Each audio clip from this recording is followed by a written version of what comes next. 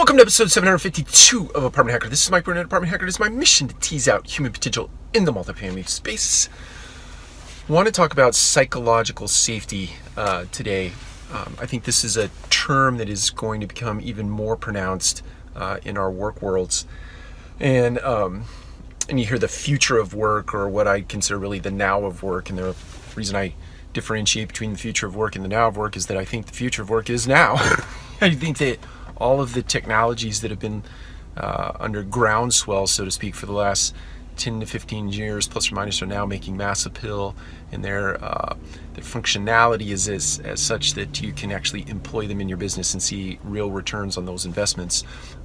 So the now of work is what the future of work was like 10 or maybe 5 to 10 years ago. So anyway, back to psychological safety. I think that let's first define that. I think psychological safety is kind of maybe best done by way of example.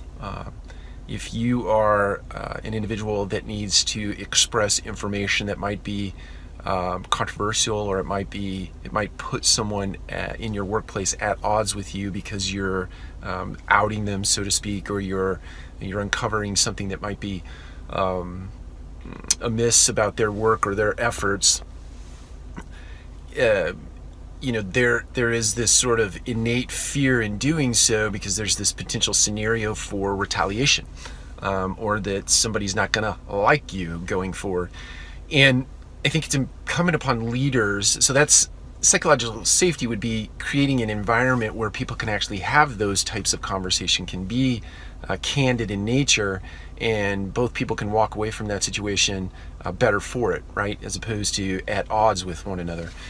So creating that psychological safety in an organization is incumbent upon leaders. It's going to become more and more incumbent upon leaders. You've seen whistleblowers in marketplaces, or in businesses rather, who have lived under a tremendous amount of oppression, or in a tremendous amount of fear and stress over long bits of time, to a point where they finally out somebody for doing something that's detrimental to a business. So it's important. It's going to become more and more important in the world of business to create scenarios, create environments, rather, create cultures where you have psychological safety for the benefit of those who work in the workplace.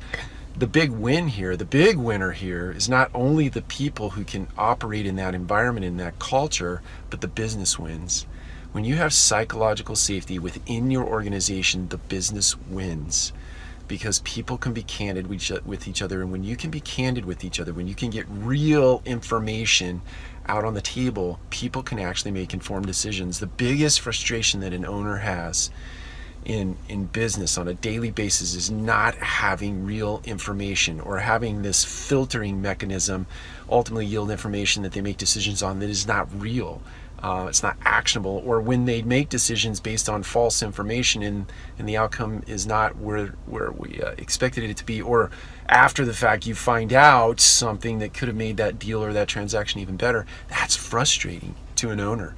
It should be frustrating to you as a leader in an organization when you can't get the right information on the table. You can't have the right conversations because everybody is afraid of what everybody's going to think about them, or retaliation, or et cetera, et cetera, et cetera.